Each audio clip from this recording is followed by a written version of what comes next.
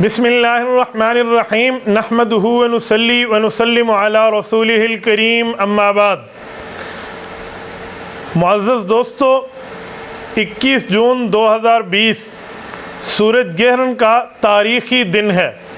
پاکستانی وقت کے مطابق صبح 9:30 بجے سے لے کر دن 1 بجے تک یہ مسلسل سورج گرہن رہے گا، شروع ہوتے ہوئے اور اس کا آب ظہور پہ آتے ہوئے اور اختتام تک کا یہی ٹائم بتایا جا رہا ہے۔ سورج گرہن کا مطلب ہے کہ سورج اور زمین کے درمیان چاند آ جائے گا۔ سورج زمین سے بہت بڑا ہے، وہ اپنی روشنی پھیلا رہا ہوتا ہے، چاند اس کے درمیان میں زمین کے اوپر آ جاتا ہے، جس کی وجہ سے سورج کی روشنی مکمل طور پہ زمین پر نہیں پہنچ پاتی۔ قرآن کریم، احادیث نبویہ، طبی ماہرین، فقہا کی رائے اس پر کیا ہے، میں آپ کی خدمت میں چند باتیں پیش کر رہا ہوں۔ قرآن کریم میں اللہ رب العزت نے سورج اور چاند کے متعلق کئی مقامات پر کچھ باتیں ارشاد فرمائی ہیں۔ مثلاً سورۃ یونس آیت نمبر 5 میں اللہ رب العزت فرماتے ہیں هو الذی جعل الشمس ضیاء والقمر نورا، کہ میں نے سورج کو روشنی دینے والا، چاند کو روشنی لے کر آگے پھیلانے والا بنایا ہے۔ اللہ رب العزت سورۃ یاسین آیت نمبر 38 میں ارشاد فرماتے ہیں وَالشَّمْسُ تَجْرِي لِمُسْتَقَرٍّ لَهَا ذَلِكَ تَقْدِيرُ الْعَزِيزِ الْعَلِيمِ۔ زبردست غالب خدا کی یہ تقسیم ہے کہ سورج وَالشَّمْسُ تَجْرِي لِمُسْتَقَرٍّ لَهَا، اپنے چلنے کی جگہوں پہ وہ چلتا رہتا ہے۔ قرآن کریم میں سورۃ الرحمن میں آیت نمبر 5 میں اللہ رب العزت ارشاد فرماتے ہیں الشَّمْسُ وَالْقَمَرُ بِحُسْبَانٍ، کہ سورج ہو یا چاند ہو، یہ فلکی اعتبار سے چلتے ہوئے اپنی ترتیب پر چل رہے ہیں۔ پارہ نمبر 29 سورۃ قیامہ میں آیت نمبر 6 سے لے کر آیت نمبر 13 تک رب کریم ارشاد فرماتے ہیں یسأل ایان یوم القیامہ۔ اللہ رب العزت نے اس بندے کی بات کو نقل کیا ہے جو ربیعہ بن عدی، یہ آدمی حضور پاک علیہ السلام سے کفار کی طرف سے پوچھنے آیا قیامت کب آئے گی، معاملہ کیا ہوگا، میں آنکھوں سے دیکھوں گا تب مانوں گا یا نہ مانوں گا۔ اس طرح کی باتیں کرتے ہوئے اس نے سوال کیا یسأل ایان یوم القیامہ، بتائیں قیامت کب آئے گی، کس وقت قیامت قائم ہوگی۔ رب العزت نے جواب دیا فَإِذَا بَرِقَ الْبَصَرُ، جب قیامت آئے گی آنکھیں چندھیا جائیں گی، وَخَسَفَ الْقَمَرُ، چاند گہن ہو جائے گا، وَجُمِعَ الشَّمْسُ وَالْقَمَرُ، سورج اور چاند کو اکٹھا جوڑ دیا جائے گا۔ یعنی قیامت میں وہ طلوع سورج مغرب سے ہوگا، چاند اور سورج کا معاملہ ایک ہو جائے گا۔ فرمایا جب یہ ہوگا یقول الانسان یومئذ این المفر، اس دن مجرم کہے گا ہے میں کہاں بھاگوں، ہے میں کہاں پہنچوں۔ اللہ فرماتے ہیں کلا، ہرگز نہیں، لا وزر، کوئی اس کی پناہ نہیں ہے، الی ربک یومئذ المستقر، اللہ کے پاس پہنچ کے اس کا ٹھکانہ ہے۔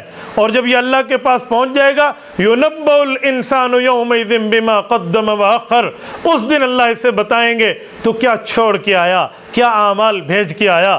تو یہاں بھی گہن کی بات کی گئی ہے۔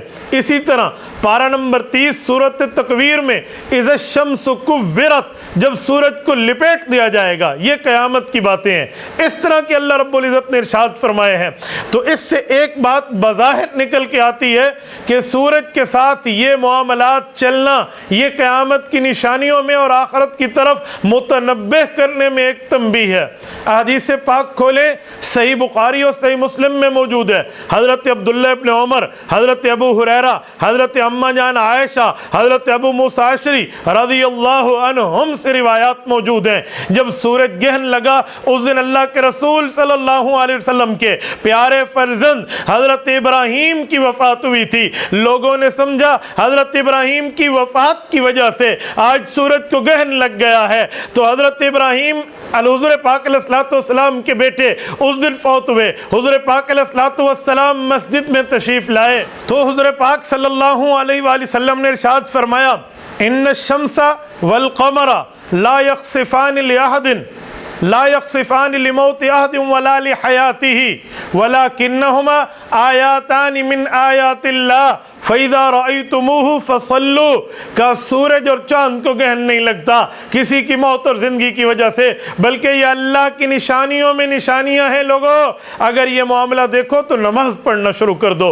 हज़रत अबू मूसा अशरी रज़ी अल्लाह तआला अन्हु इरशाद फरमाते हैं, रसूल अक़दस सल्लल्लाहु अलैहि वसल्लम ने इतनी लंबी नमाज पढ़ाई, उससे पहले इतनी लंबी नमाज नहीं पढ़ाई। रुकू भी लंबा फरमाया, सजदा भी लंबा फरमाया, क़िराअत और क़याम भी लंबा फरमाया, हत्ता कि हम ये समझे कि एक लंबा वक्त हो गया है।